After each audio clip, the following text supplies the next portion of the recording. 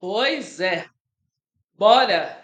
Vale analisar os piores ex. Meu povo e minha povo. True crime, né? Vamos de true crime aqui, porque a gente precisa falar sobre essa realidade que existe e que a gente, eu tô tentando acender aqui a luz do coisa, e que a gente precisa conversar sobre relacionamentos abusivos e sobre relacionamentos tóxicos. Cuidado, muito cuidado. Existe uma diferença entre relacionamento abusivo e relacionamento tóxico. O relacionamento abusivo, ele é tipificado em lei, ele é criminalizado. E aí, nesse lugar de criminalização, se você, se o seu atual ou ex, ou namorado, ou marido, ou ficante, se essa pessoa de alguma forma tenta controlar o seu dinheiro, isso se trata de crime patrimonial, de abuso patrimonial. Se de repente essa pessoa te força a ter relações carnais com ela, relações conjugais com ela, sexuais com ela, sem a sua vontade, ainda que casada, isso se trata de abuso sexual.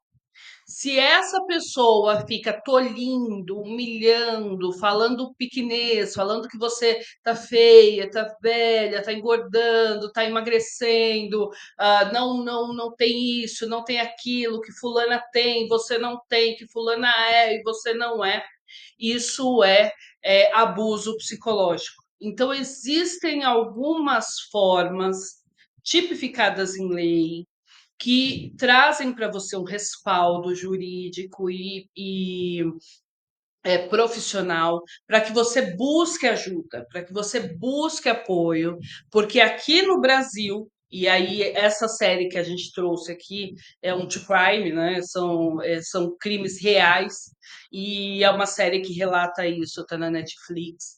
Ela traz a realidade da jurisdição estadunidense, né? De outros países, então não é da gente, tá bom?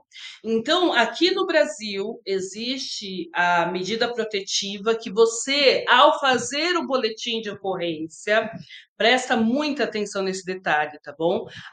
Ao fazer o boletim de ocorrência, você precisa pedir ao delegado que ele represente. Você fala, eu quero representar esse boletim de ocorrência.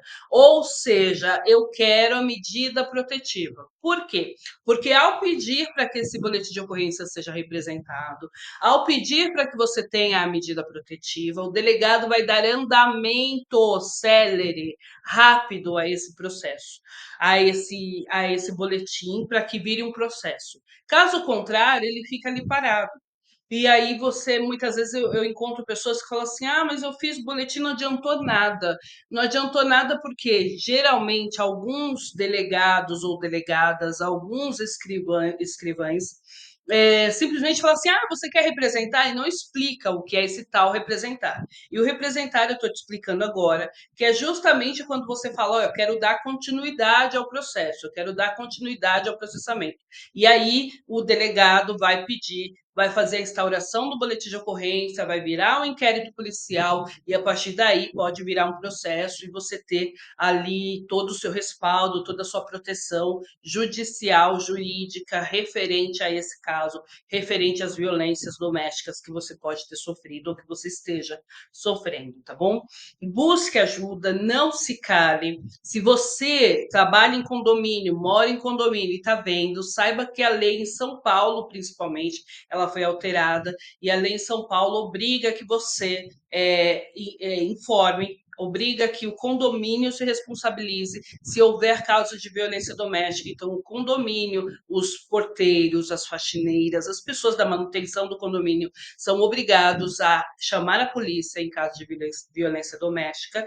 E nós, enquanto cidadãos, vendo violência doméstica, a gente também é obrigado a cuidar umas pelas outras, né? Uma das outras ou uns dos outros, e aí os homens também podem chamar quando verificar alguma mulher sofrendo violência violência doméstica, tá bom? Então chame a polícia, não vá dar um de super-herói, super-heroína, não, eu vou lá resolver, não faça isso, porque as pessoas estão meio estranhas e aí numa dessa tá armado, aí acontece o pior. Então, assim, chama a polícia, chama os meios judiciais cabíveis para você poder se proteger e proteger a sociedade também, tá? Bom, dito isso, feito esse disclaimer, aqui na. Tô achando que a iluminação tá bem baixa, né, no nosso vídeo agora, mas vamos ficar assim por enquanto. Então vamos lá, vamos concluir esse raciocínio. Dito isso, feito esse disclaimer, a gente vai então tratar dos piores ex. Gente, eu trouxe aqui para você que nem sempre existem sinais claros e objetivos. Então, veja, eu te dei alguns indícios, né? Que aqui no Brasil é considerado crime, já é tipificado e você já pode processar por essas razões. Ah, ele quebrou, você é irresponsável, você não sabe mexer com dinheiro, você não sabe fazer conta, deixa que o dinheiro da casa quem cuida sou eu, e aí esconde os cartões de créditos, não te deixa trabalhar, não deixa você. Você trabalha e quando chega em casa fica minando o trabalho que você faz em casa, o trabalho com as crianças. Então, ele começa a diminuir. Se você vê que você está vivendo um relacionamento no qual o seu cônjuge começa a diminuir a sua psique, o seu emocional, começa, nada do que você faz está bom, nada do que você faz é suficiente, nada do que você faz está certo. Você começa a se sentir, sabe, com a baixa autoestima, sua autoestima começa a se baixada, você começa a se sentir envergonhada, se isola da família, porque sua mãe é isso, porque seu pai é aquilo, porque seus irmãos não prestam, porque os seus amigos, você não sabe escolher amigos, você não pode ter amigo assim, você não pode ter amigo assado. Começa a isolar você do universo, começa a isolar você do mundo real. Nesse caso, essa pessoa está cometendo você está num relacionamento abusivo. Lógico, ele vai ser apurado, vão ser investigados, mas esses são os fatos, a materialidade está aí. Então, se ele faz essas coisas, se ele tem essas falas, se ele tem esses comportamentos, isso é um relacionamento abusivo. Logo, você pode processar, pedir medida protetiva, pedir para que ele saia da casa, tá? Então, às vezes a pessoa fala assim: mas a casa é dele. Ok, a casa pode até ser dele, mas vocês estão casados. Se não tiver um regime previamente determinado em caso de divórcio, até sair o divórcio, você pode entrar com a medida protetiva para que ele saia do lar. Independente de quem é a casa, você pode entrar com essa medida protetiva para que ele saia da casa. Depois, se você casar em separação total de bens, se a casa realmente era dele, enfim, depois é que vai ser visto no âmbito civil, na esfera civil, depois é que vai ser visto se realmente quem vai ficar com o bem, quem não vai, porque é um bem.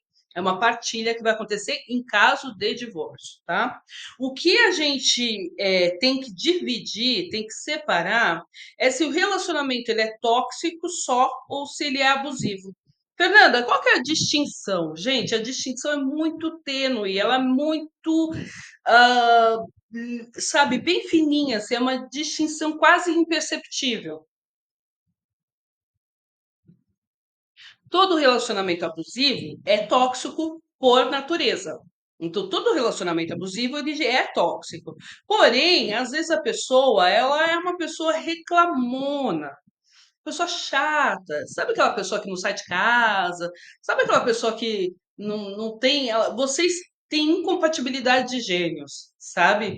E essa pessoa te faz mal porque você, de repente, está querendo uma coisa, está com amor idealizado na cabeça, e essa pessoa não supre a sua expectativa, você também não supre a expectativa dela, e aí vocês começam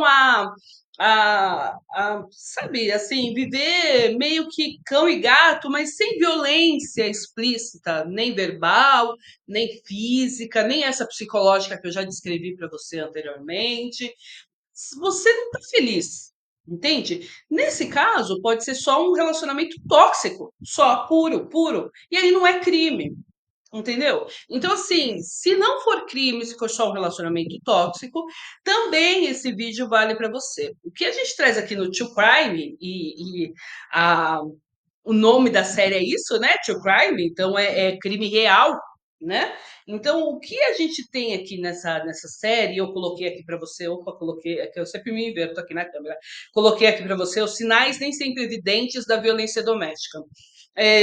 Eu quis te trazer, então, esse disclaimer, esse apanhado anteriormente, para você entender o que acontece ali, né, na série. E aí, olha só que interessante, nessa série, a gente observa que nem sempre a pessoa dá sinais. Veja, o primeiro episódio é do Ben, né? O primeiro episódio, Benjamin, é o nome dele, ele não dava sinais, ele não dava sinais nenhum, ao contrário, ele era maravilhoso, ele era gentil, ele era cavalheiro, ele, assim, os sinais dele eram tão sutis que eram quase imperceptíveis. E para algumas das mulheres que se relacionaram com ele, não houve sinal nenhum. Nenhum, nenhum, né? Tem a primeira lá que ele começa a achar ruim o relacionamento dela com os amigos, mas não é uma coisa assim gritante. Ele não fala, não, você não vai mais sair com esses amigos, não vai ter mais esses amigos, não vai ter mais esse contato, não vai. Não, não, ele só reclama um pouquinho num dia e no outro dia ela faz uma brincadeira com ele que não desce bem, e dessa brincadeira ele mete a mão na cara dela. Gente, o que eu quero dizer de alerta para você? Infelizmente, as pessoas estão muito estranhas, a violência está muito banalizada ultimamente, e a gente precisa ficar atento. Às vezes não vai ter sinais, não vão existir sinais, né? Como a gente está acostumada. Então, alterou a voz, esmurrou uma parede antes, né? Quebrou o seu cartão, desligou o telefone, tirou o telefone da sua mão com rispidez e quebrou, né? Não vai ter uma coisa explícita assim, às vezes não, mas vai ter o primeiro ato. E aí, minha amiga, por favor, por favor, se a pessoa te bateu uma vez, ela vai bater de novo. Se a pessoa te xingou uma vez, ela vai te xingar de novo. Não ache que você é o alecrim dourado que não vai passar pelas agruras que a violência doméstica traz. Não ache isso, tá? A gente tem aí a história da Cíntia Chagas, que era uma antifeminista de carteirinha, de bandeirinha e tudo, uma antifeminista que foi obrigada a se confrontar com as próprias verdades que ela tinha incutido na própria cabeça e perceber que, opa, as mulheres estão lutando pelo direito das mulheres existirem, viverem. Então, não só efetivamente papo, memezinho, brarana, né? Blá blá blá. É real, é realidade mesmo. Então, hoje ela vem nessa luta de reconhecimento e de mostrar, né, num exercício muito bonito de humildade dela, que ela vem e reconhece que, olha, estava errada quanto ao feminismo, é porque eu desconhecia, eu não sabia como era, e hoje eu entendo que o que eu sofri era violência doméstica, então hoje eu sei e sei me cuidar. Então, nessa série aqui, que eu recomendo que você assista até como alerta, de que nem sempre vai ter sinais, às vezes é o primeiro tapa, você já tem que ir embora. Não tem que voltar. E no caso das pessoas, né, que contam esses casos aqui, a gente fica horrorizada com o sistema judicial dos Estados Unidos, de outro país, né, é, que mostram para a gente o quanto que o nosso judiciário, a nossa justiça, ainda que falha, tem muitas qualidades, deve ser enaltecida quando merece ser enaltecida, que no caso da Maria da Penha é uma lei redondinha, é uma lei bem robusta, é uma lei bem interessante, que realmente visa proteger as mulheres. No caso desses eventos lá, a gente percebe o machismo estrutural enraizado na sociedade e o quanto o patriarcado ainda traz esses problemas para todos nós, para todas nós, e faz com que a gente seja vítima das nossas próprias decisões, escolhas, falta de opções, enfim. Me diz aqui embaixo se você conhecia esses detalhes que eu te trouxe sobre a violência doméstica. Me diz se você já assistiu essa série e o que que você achou dela. Bora prosear aqui nos comentários. Curte também.